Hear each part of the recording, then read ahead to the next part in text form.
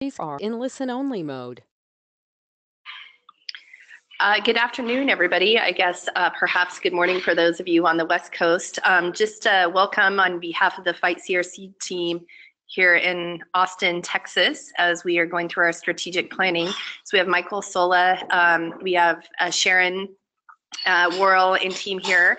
So we're really excited to go ahead and get started with the webinar today, Managing Side Effects with our guest presenter. So our webinar will now begin, and we'll move forward with our next slide. So we'd like to welcome Jessica Ayanoda from Cornell and the Press St. Luke team. Just a quick note that our webinars are going to be, as always, archived on the Fight CRC website. After the webinar, you'll receive a survey. We really take your feedback very seriously, as well as any sort of contributions about what you'd like to see in the future, and a little bit of a thank you with the iHeartBooty bracelet for taking that time. As always, follow us along on Twitter, using our hashtag to follow us on social media. Love to go ahead and have all of you engaged in the discussion. Quick note that our new Guide in the Fight is posted online, now broken into 3 distinct parts for making sure for ease of use and being able to contain information in a meaningful and easy to use way. Guide in the Fight, definitely looking at the early diagnosis all the way to palliative care, hospice care, and also thinking about logistical and primary concerns, as well as our ever-going podcast series spearheaded by Sharon Worrell with specific topics around taboo topics in colorectal cancer. So follow along our Tabooty podcast as well. Just as always, a quick note that Fight CRC is not actually meant to replace any direct medical care. Today, we will not be addressing any specific one-on-one individual level questions about medical care, and we ask that you go ahead and use your primary care doc or oncologist or your primary care team to manage any symptom side effects. And if always, in case of emergency, use 911, but this information is for general education purposes. So we're going to go ahead and introduce Jessica, who will take it over here. Sharon Worrell will be definitely facilitating conversation after, so go ahead and key any questions that you have on the right side of the screen, and we'll go ahead and entertain those at the end with a facilitated discussion with Sharon and Jessica with the information that you're bringing forward. So Jessica is a registered dietitian, specifically working in oncology nutrition with her work at Cornell University, and particularly with her internship and her education through New York Presbyterian Cornell Medical School. She's definitely looking like she did some good time at Rutgers University, which is now as today's Rutgers University in terms of looking at postgraduate work. So it looks like Jessica's had an extensive period of doing work in the outpatient and inpatient care and oncology setting around nutrition, in terms of thinking about culinary operations, evidence-based content for websites, and also really thinking about the relationship and team-based care for management of outcomes, and really thinking about how integration of nutrition for overall wellness. So Jessica, we're delighted to have you, and thanks for spending time with us today. So we'll turn it over to you. Okay, welcome everybody. And let's get our slides up here. Okay, welcome. I'm really excited to be here with you all today. I've been an oncology dietitian for close to 16 years now, and I have to say I cannot imagine doing anything else. It's so rewarding to be able to help people use the power of nutrition to help them stay strong before, during, and after cancer treatment. And one of my most favorite groups to work with is colon cancer patients, because obviously food is directly related to what we eat when we're dealing with our digestive system. So I really hope to impart on you today some valuable information that you can take away to really use to optimize your nutrition and help to manage some ongoing side effects that you might be experiencing. So first, a brief background. This really helps because it helps us to understand why certain symptoms impact us while we're going through colorectal cancer treatment. We have to understand kind of what the functions of the colon are and why some of the side effects and symptoms we're more prone to. The colon is actually like the body's vacuum. essentially all of the nutrients and all the nutrients are absorbed much higher up in the small intestine, but the colon serves as a reabsorption center, kind of like I said, that vacuum concept, where it's reabsorbing the additional water in the stool, the additional electrolytes like the sodium, chloride, potassium. Actually also vitamin K is absorbed in the colon, biotin. In addition, all of the natural flora, which are the healthy bacteria in the colon, help to produce short chain fatty acids that nourish. They actually serve as nourishment for the lining of the colon. So as you can imagine, this is quite a complex process here.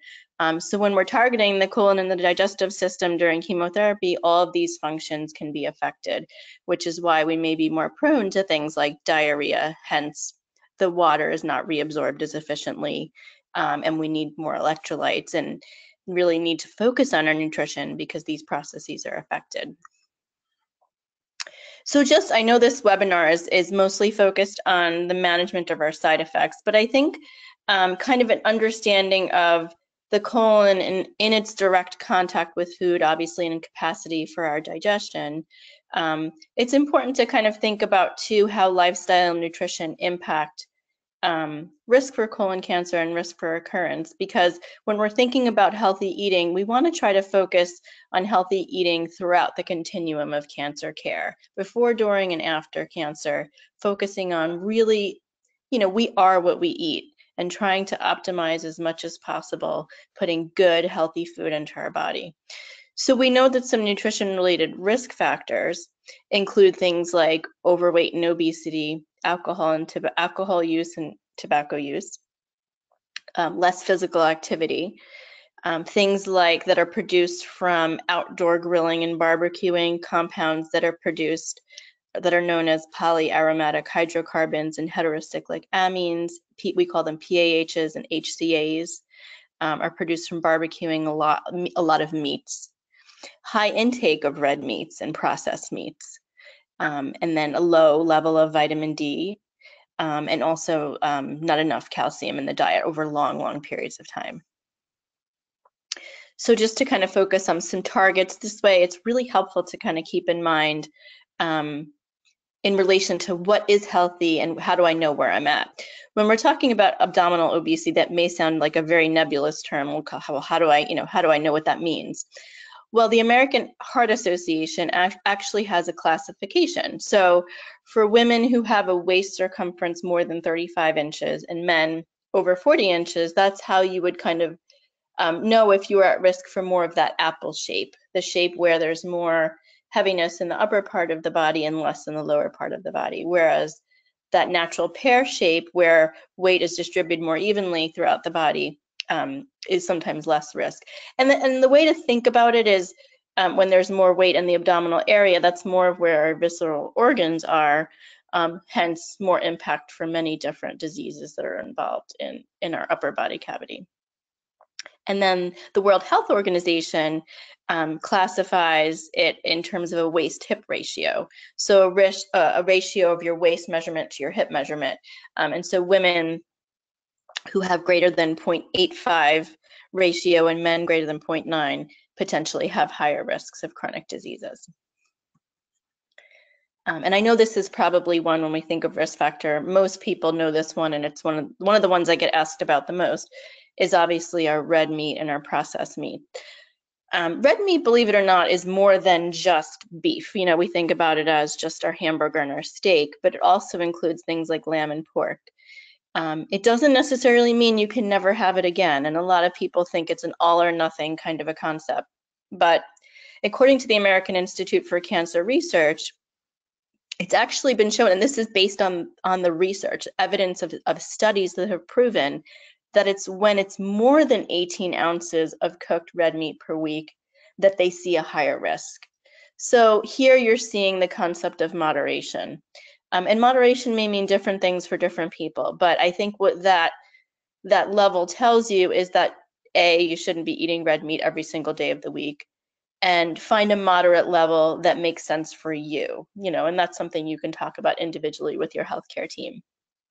But ideally, less than 18 ounces of a week is the ideal amount that's been shown in the research. And then processed meats. So processed meats include things that are preserved by smoking, curing, or salting. So that's things like ham, bacon, hot dogs, deli meats, cold cuts, sausages, etc. These you definitely want to limit as much as possible because there definitely have been links shown between very high intakes of processed meat and digestive cancers. But here, once again, treating yourself once in a blue moon is one time, let's say on a birthday party or somewhere where you're at a place and let's say all they have is hot dogs for dinner. You have to put it in the context of a wholesome, healthy diet and lifestyle. That's really the key. It's not going to come down to one food, but it will come down to the right balance. So this information is meant to use as a guide and as a judge to know, okay, these go in kind of the less often, as least as possible category, and the healthy foods are the ones I want to focus on. Okay, so now we're going to kind of dive in a little bit more to our treatment and our side effects. Now that we kind of have the healthy picture of you know, we know we want to focus on good nutrition, but a lot of times when we're dealing with cancer treatment, sometimes that, you know, it's not as easy because you're not feeling good, and the last thing you feel like doing is eating. So as much as everybody is telling you nutrition is important, a lot of times that seems like the hardest thing to do. So hopefully today I can give you some really useful suggestions on how to help make that a priority and optimize your nutrition as best you can. So when we think about the different types of treatment, we have before surgery, we have surgery, chemotherapy, radiation, and all of these can have different kinds of treatment side effects. For example, even before surgery, you know, before treatment starts, just as a symptom of the cancer itself, you may be experiencing constipation or have had pain with bowel movements secondary to the location of the tumor. That in and of itself can have some nutritional implications. Of course, not really feeling like eating as much. And we're going to talk about suggestions to manage all of these. Even surgical interventions may result in a colostomy or an ileostomy. Or potentially, you know, you may have had part or all of your colon removed with some reanastomosis, which means reconnecting of tissue. Chemotherapy and biotherapy, of course, when we think about treatment side effects, that's in and of itself kind of one of the mainstays of what people typically think about. Side effects, they automatically think of chemotherapy. So some of the common treatments you may recognize here, of course, Xeloda, very common, the pill form of the fluorouracil, and commonly some of these others are given as well, some of the immunotherapies, and all of them can have nutritional side effects. And then, of course, radiation therapy, where if we're directly radiating anywhere in the abdominal cavity, that can cause things like enteritis, you know, stomach pains, trouble with bowel movements as well. So when we start with talking about some surgical interventions, and you know, surgery may be either before or after radiation, depending on the treatment plan. Colectomy, obviously, when we're removing all or part of the colon, that's going to definitely affect the way the body is going to, if we think about what we talked about earlier and the functions of the colon, that's going to affect the way our bodies absorb fluids and electrolytes. So it's very important for both colectomies and colostomy, ileostomy patients to focus more on fluids and hydration, because it's very easy to get dehydrated when your colon is not as easily absorbing the water that's in the stool. So whereas a normal person needs to drink 8 8-ounce glasses a day, for these patients, I generally recommend trying to aim more towards 10 8-ounce glasses a day in order to make sure that you maintain adequate hydration.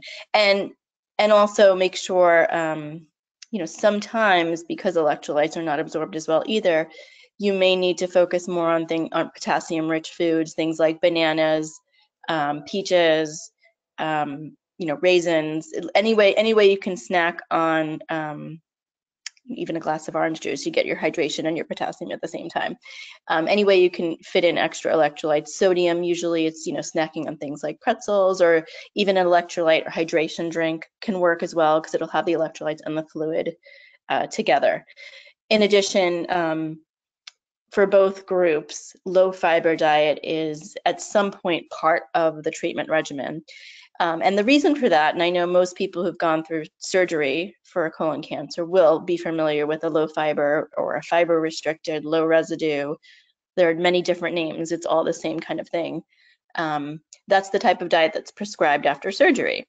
And what that does is allow the body to heal. So when we think of the way fiber functions in our colon, fiber often acts as roughage, right? We have soluble fiber and insoluble fiber. The soluble fiber is the kind that helps the stool to bind together and form a nice formed stool. But then we have insoluble fiber, which is the bulk and the roughage. It's the indigestible parts of the fruits and vegetables. So it's very important after treatment, after surgical interventions, to monitor fiber intake. And your particular healthcare team will tell you how long you need to follow a low fiber diet. Generally, for a colectomy, it's at least a couple of weeks, 2 to 4 weeks. Colostomy, ileostomies, it can be 6 to 8 weeks, sometimes even as far as 10, 12 weeks, depending on how the healing is going. But the good news is that with both of these, the body is absolutely phenomenal in healing and adapting. And then at some point, you will slowly be able to transition to a normal diet. But one of the key factors, and it's my first bullet up there under colectomy, is small frequent meals. Small frequent meals is one of my main mantras, I like to call it. It's something I recommend for almost every symptom because it's the key to helping your body digest slowly and recovering from digestive surgery and cancer treatment. Simply think of it as how when a newborn baby is born, we feed it very frequently, right? Sometimes, babies eat every 2 to 3 hours. And we want to think of that same concept when our bodies are healing from digestive surgery or managing with chemotherapy, that we want to feed our bodies little bits at a time, small frequent meals, so that it's not overwhelming for the digestive system, gives it time to heal, gives it the ability to slowly adapt and recover from the surgery and treatment. So one of the main symptoms that can come along, particularly when we're talking about chemotherapy, and we're talking about things like a colostomy or an ileostomy, diarrhea is probably one of the top symptoms that I'll manage, help my patients manage. Whether it's just, and diarrhea actually, specifically when we talk about the official term, it's usually when it's greater than 3 loose bowel movements for more than 3 days. That's the official medical diagnosis. But I pretty much consider it anybody who's having uncomfortable loose bowel movements. Even if it's 1 loose bowel movement a day, if it's uncomfortable, we need to find ways to help manage it. And it may be multifactorial. There may be many reasons that are contributing to the diarrhea. It could be post-operatively, like we just mentioned, the fact that the water is not being as well reabsorbed into the colon. And it could also be an effect of the treatment itself, specifically the chemotherapy, because the chemotherapy obviously is targeting the digestive system, and it's causing the cells that divide rapidly within the digestive system to turn over more quickly, and that turnover causes an increase in the ability of the body to kind of slough off the unhealthy cells and release the stool. So that in and of itself will cause diarrhea. And some people may be more prone than others because the impacts are obviously diet. People who have more of a history of irritable bowel syndrome may be more susceptible to the uncomfortable diarrhea and bloating, which we'll talk about in a moment. And also, it depends on whether or not you're well hydrated, and things like caffeine and alcohol as well. So most that small frequent meals, once again, comes through as a really helpful strategy to manage diarrhea, because once again, when you're not eating a lot at once, there's less moving through the digestive system, and kind of less mass equals less frequency or less discomfort associated with diarrhea. Typically, most diarrhea, we will recommend that you moderate your fiber intake. And the reason why I say moderate is because it's more of the insoluble fibers, that outer skins and roughage. So specifically more uncooked vegetables, and I'll go through a list in a moment, where the more in equals more out, right? Because it's not digested, it's just roughage that passes through. So we might want to moderate that to help decrease the frequency of diarrhea. Things like raw fruits and vegetables, anything that has fiber to it, so more whole grains. So it's in any, whereas normally we recommend high fiber for, you think fiber is associated with health. Whereas when we're talking about managing diarrhea and sticking to the low fiber concept, we want to choose more white products. And once again, we'll take a look at a list in a moment. Avoiding caffeine and alcohol, because that can certainly irritate diarrhea. Limiting lactose. And this is for people who already have an issue with lactose intolerance. What happens is there's enzymes that are produced in the lining of the digestive system, specifically in the small intestine, and everything can get aggravated with diarrhea. So sometimes when there's aggravated diarrhea, your body's not producing as much lactase, which is the enzyme that helps digest the lactose, which is the sugar in milk. So hence, without a proper amount of the enzyme to digest it, sometimes it's harder to digest lactose, and people do need to limit it during diarrhea if they find that it makes it worse. But that is an individual something that varies from person to person. Proper hydration, as I mentioned, and psyllium fiber. Just like I mentioned a few seconds ago, how the moderate fiber, meaning there are certain types that may be helpful, that soluble fiber that I mentioned in the previous slide, that fiber that forms a nice gel, it helps to absorb all of the extra water within the intestine and binds the stool together. One of those great soluble fibers is psyllium fiber. And guess where psyllium fiber is found? Things like Metamucil, which is one of the trade names. You can also buy a generic version. That's an example of a psyllium fiber. And I have to say, people really find it helpful when they eat more soluble fiber to manage diarrhea. So psyllium fiber, apples are a great source of soluble fiber. So I tell my patients to try things like baked apples because they're soft and easy to digest.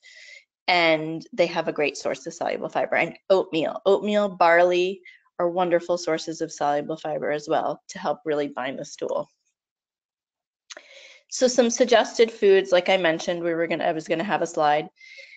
Lean protein.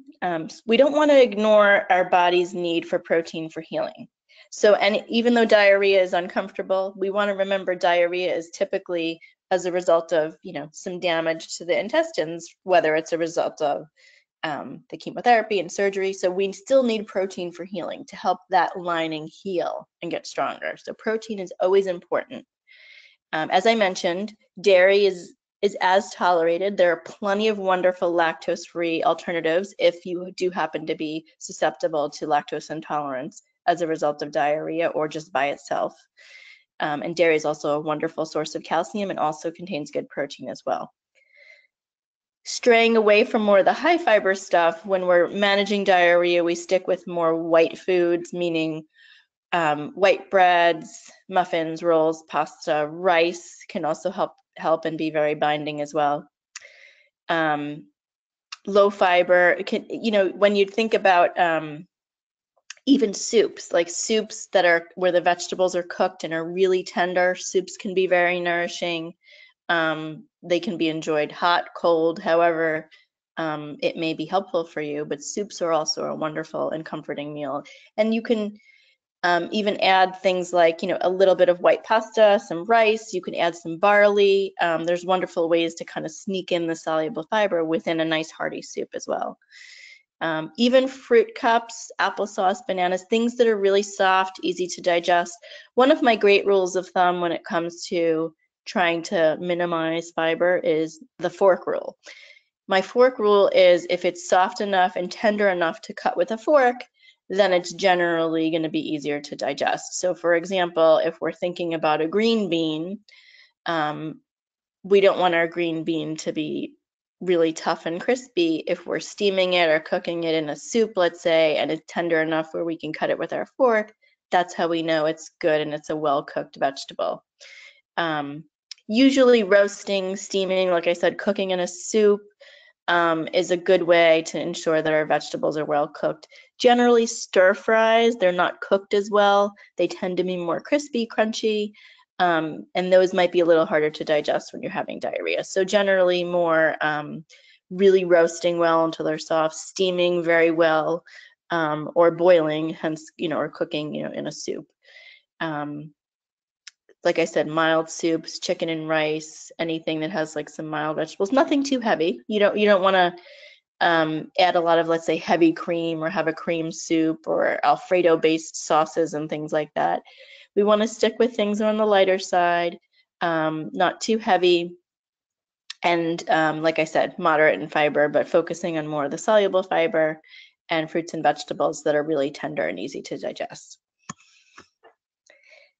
So that's the diarrhea management, and it's, in working with a dietitian, that may be available in your area, if need be, can really help get that under control if it's, if you're having trouble managing that. Now, one of the other symptoms, definitely one of the top ones as well, is gas and bloating. Now, gas and bloating can be a side effect of many different symptoms or a side effect in and of itself. So it can occur as a result of constipation along with diarrhea, as a result of just a slowing of the movement of the digestive system after surgery or during treatment, or it can even be a result of a food intolerance. So it's helpful here to, to make sure and find some easy strategies to manage, because this can be very uncomfortable as well. You want to eat slowly, chew your food really, really well. Definitely avoid using a straw, because that's, you're drawing in extra air when you're drinking through a straw. And chewing gum as well. People don't believe it, but really chewing gum, you swallow a lot of air as well. So those top strategies, even for a lot of my patients alone, can cut down some of the gas and bloating tremendously. As needed, we usually recommend, seeing if we test to see if they're sensitive to lactose. So as I mentioned earlier, if you find that when you're eating dairy products, the gas and bloating is more prevalent, you may want to look into a dairy-free alternative or a lactose-free alternative. Another highlight that people don't always think of that can really contribute to gas and bloating is sugar alcohols. So things like sorbitol, mannitol. These are found in a lot of sugar-free products. So you may not even necessarily realize buying something that may say low carbohydrate, low sugar, sugar-free, but there's going to be something that's substituted, and usually it's got some component of a sugar alcohol. You'll see it in a lot of syrups and elixirs, and this can definitely contribute to gas and bloating as well. High fiber and gassy foods. So gassy foods, things like beans, and I'll have a list in a moment, things like beans and broccoli, cruciferous vegetables. Any kind of high fiber food that's got a lot of roughage can potentially cause more bloating, especially if the stomach and the digestive system is not moving as quickly as a result of treatment. Things can kind of, quote unquote, back up, and the bloating and discomfort can be quite painful. So one thing we usually recommend as well, and this is of course if it's acceptable with your medical team, sometimes probiotics can help kind of balance the natural healthy bacteria in your system. That can sometimes contribute to an imbalance in the digestive system. Healthy bacteria and unhealthy bacteria are involved in, kind of fermenting some of the ingredients within the colon. And if the bacteria balance is off with more unhealthy bacteria, sometimes that fermentation and the extra air that is produced from that can also contribute to gas and bloating as well. So when we talk about gas, we mentioned constipation was one of the main contributors because things aren't moving through and you may not be as regular. Constipation, just solving constipation alone sometimes can also help with the gas and bloating. So have a warm beverage in the morning to stimulate the muscular movements of the digestive tract can help to promote a bowel movement. As able, and I know there's a lot of reasons why sometimes during treatment high fiber foods, as I mentioned, are restricted. So as able, including more fiber slowly, along with appropriate amount of fluids, can help alleviate constipation. And definitely things like warm prune juice, stewed prunes. There's a great recipe where you could take stewed prunes and applesauce together and actually eat it warm, which so you get the concept of the warm beverage and the laxative effect of the prunes as well.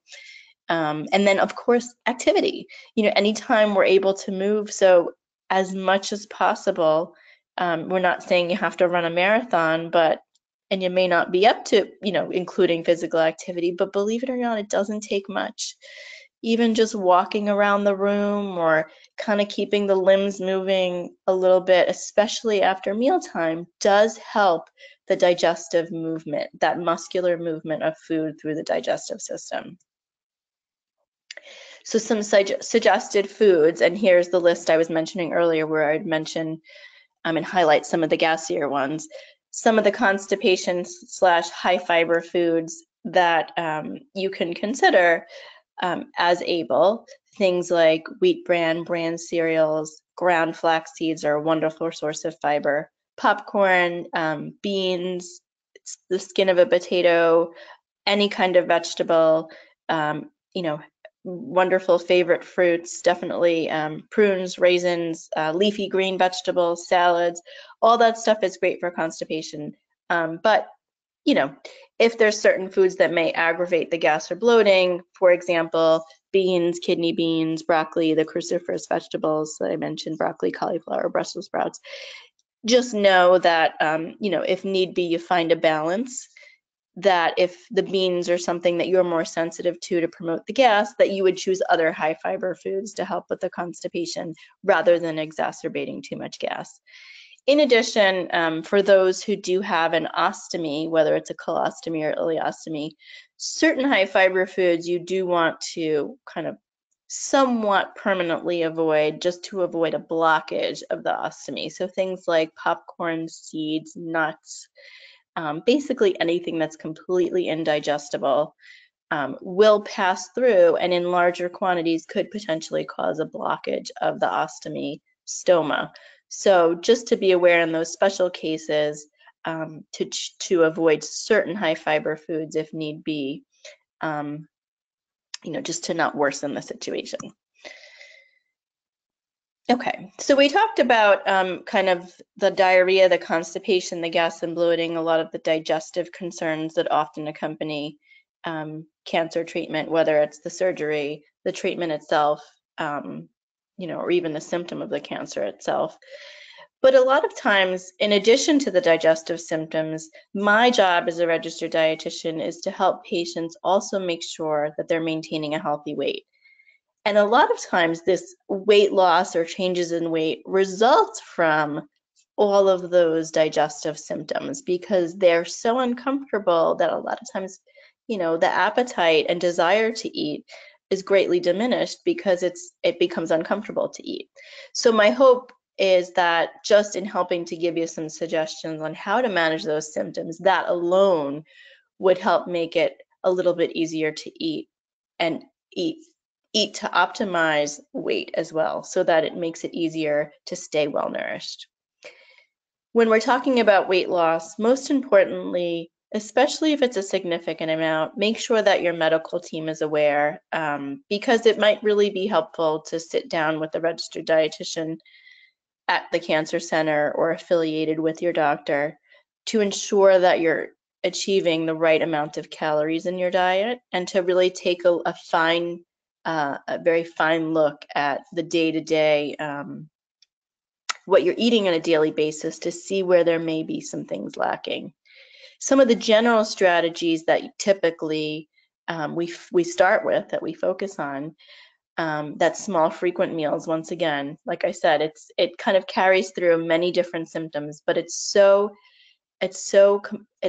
just so important because it helps to make eating less overwhelming and you're able to optimize every bite. And just little bits at a time, but if you're focusing a little bit at a time, you can really achieve more nutrition that way.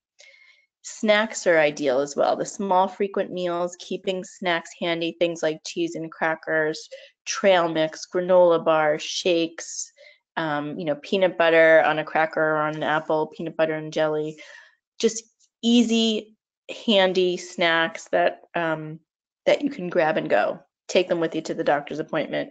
Keep them with you at treatment. And then shakes and supplements too are helpful.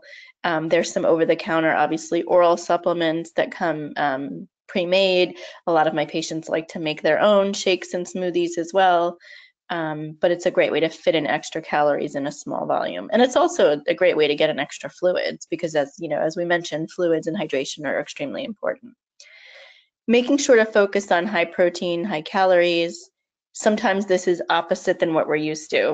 We tend to be used to, focusing a lot on eating healthfully and low fat and lean calories. But when it comes to weight loss, we have to switch gears and really focus on eating more calories to help maintain and gain weight.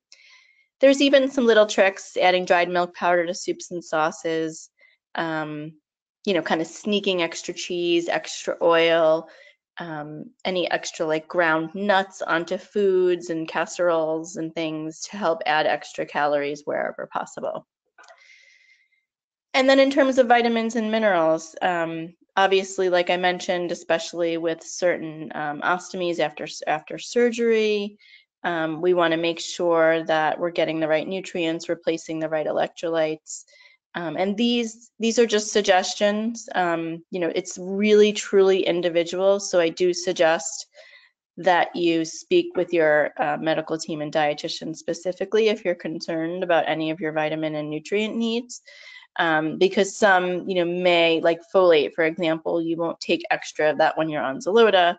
But however, depending on your dietary needs or if you are low in it, that may be a different scenario. So if at any point you're concerned, definitely speak with your healthcare team and your dietitian regarding your nutrient needs. And I thought lastly it would be really great to include a fun hydration recipe. This is one that has one of my favorite ingredients, which is ginger. Ginger is a wonderful anti-inflammatory aid. In fact, I've had people take it and have less of an issue with kind of inflammatory related pain. It's wonderful as an anti-nausea aid, and it's actually been proven to be helpful during cancer treatment, during chemotherapy. So this is a wonderful hydration recipe that's natural. It doesn't contain anything artificial. It tastes delicious, and it's a great thing to try. It's especially great even on a hot day. And kind of a fun thing to try, especially since fluids are so important. And lastly, just as a kind of a parting word before we get into some questions, as I mentioned earlier, because nutrition is so important for survivors, you're tackling nutrition one step at a time, and I just want to make sure that everybody is empowered, that you have all of the knowledge at your fingertips to be as healthy as possible. So these are just some of the basic suggestions from the American Institute for Cancer Research for overall health for cancer survivors. And I touched on all of these really today throughout the program, but wanted to be sure that you had a resource where you can have a right guide to follow. Where how do I balance my healthy diet? It's all about plant foods, healthy fruits and vegetables, limiting alcohol, limiting red meat, and focusing on a good, healthy, wholesome nutrition plan. So here's some resources that we use today for the presentation, and I really look forward to answering some of your questions. Thank you so much, Jessica. Give me just a moment here to pull up some questions.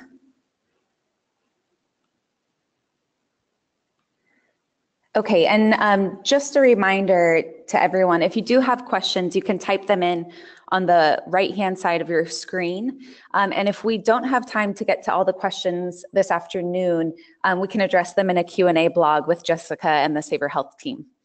So to get us started, we have a question around, I guess, long-term survivorship. So after a patient is through with treatment and completes treatment, perhaps has had a surgery, how might their dietary changes need to continue into the future, say about like 15 or so years post-treatment? Oh, wow. Yeah. No, I mean, I think what we want to remember is that, like I said earlier, we are what we eat, right? So nutrition is always important, whether you're 1 year out, 10 years out, or 20 years out, because that's what's going to keep your body strong and healthy for the long run. So focusing on that last slide, like I mentioned, the American Institute for Cancer Research does have specific guidelines to reduce cancer risk, whether it's cancer risk in general or risk of recurrence. They are actually the same guidelines in maintaining a healthy weight, including physical activity, avoiding sugary foods and foods that are really high in sodium and overly processed. So once again, it's that healthy, wholesome nature of a good plant-based diet. And my favorite is including as many fruits and vegetables as you can. Ideally, we say, if possible, 8 to 10 servings of fruits and vegetables per day is ideal. And it sounds like a lot, but it's really not when you think of a serving as only usually, roughly half a cup. So trying to include as many different colorful fruits and vegetables as possible is also key. Avoiding the red meat and the processed meat, and also, like I said, maintaining a healthy weight is a great way to ensure that your body is in a healthy kind of cancer fighting, at the most cancer fighting state as possible. Thank you. And to kind of piggyback on that question, so there's kind of a comment here around beans, legumes, whole grains, and that type of food that studies have shown to be part of a healthy diet for colorectal cancer risk reduction and prevention. And those seem to be some foods that are different than the low residue foods. So at what point would a person be able to, switch back to some of those more, difficult to digest foods? Yeah, that's a great question. And that is really, it's up to the individual and how you're feeling. So if you're having a lot of diarrhea, you may be on that low residue diet, until you're feeling better. Once treatment, there's two ways that it can occur. The dietitian can help you include more healthy soluble fibers, like some of the ones that I mentioned. The oats, the barley, the banana, the apples, the baked apples, the psyllium fiber. So you're still getting a benefit of fiber, but it's a helpful kind of fiber to help manage the diarrhea. If you're on a low residue diet more for a post-operative purpose, there's usually only a limited period of time, at which point you can start to include a lot of the healthy high fiber foods back in your diet. Most importantly, I would emphasize that if you are transitioning from low residue, whether it's post-diarrhea, post-op, post-treatment, do so slowly. You don't want to all of a sudden add a lot of fiber back in your diet, because then you're going to get more digestive symptoms that are uncomfortable. You're going to get more gas bloating and potentially even constipation if you include too much at once and not allow your body to transition. And drink enough. Make sure you're drinking enough as you're adding more fiber back into your diet. Great, thank you. Our next question is about probiotics. Is there one form that's better than the other? For example, you can get it in the pill form, kefir or yogurt. Is there something that's been proven to be better than the other? I think food forms are always best personally, because in a pill form, it's never a guarantee as to how many strains are actually left post-production.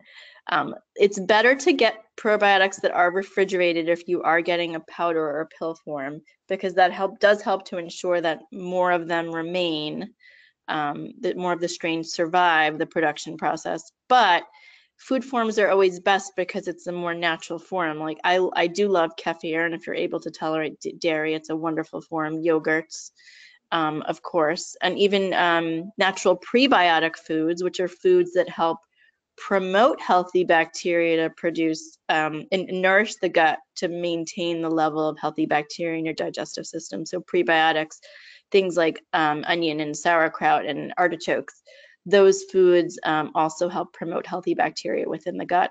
The one thing I would mention, so like I said, food is first. Food is always my first choice. But if you do need a pill form, just make sure to discuss with the doctor if you do take it during chemotherapy, because in certain instances, it may not necessarily be appropriate because certain chemotherapies do compromise the immune system. And taking a pill form of a healthy bacteria, even though it's a healthy bacteria, may have certain ingredients that aren't appropriate if your immune system is compromised. So just to put that important reminder out there that pill forms of anything, whether it's a vitamin or a probiotic, always make sure to discuss with your doctor first before you start it. And one final quick question, Jessica, can you make some suggestions for nutrition when you have chemo-related mouth sores? Say that last word again. So chemo-related mouth sores, are there any specific dietary recommendations? Yeah. Oh, yeah. Chemo. That's a great question. So unfortunately, mouth sores can be quite uncomfortable and make it really tough to eat. But nutritionally, what I usually recommend is focusing on a lot of shakes and smoothies and supplements, avoiding foods that are really irritating to the sores. So things like acidic foods, things like orange juice, things like tomato sauce will be too irritating for a mouth sore. Using cold foods to numb the area, so ice pops, shakes, ice cream work really well. And like I mentioned, the shakes, nutritional shakes, dense amounts of nutrition in a small volume, soups, stews, casseroles, scrambled eggs, tuna salad, egg salad, anything that's soft and smooth, avoiding the irritating foods, and taking good care of your mouth. Believe it or not, it's still very important, even though you have mouth sores, to brush, floss, rinse with the appropriate mouthwashes, not alcohol-based, but the doctor can give you some helpful mouthwashes that will help as well. A clean mouth will heal more quickly as well. Great. Well, I think that's all we have time for today. If there are any additional questions, feel free to type them in on the right-hand side and we can address them in a follow-up question and answer blog. But thank you so much, Jessica, for your time and Savor Health and all the work that you do to make sure patients have access to nutritional counseling and care. And thank you especially to the listeners for tuning in, and to the Fight CRC for the support. And we hope you all have a great day. Thanks, Jessica. You're welcome. Thanks, everyone. Take care.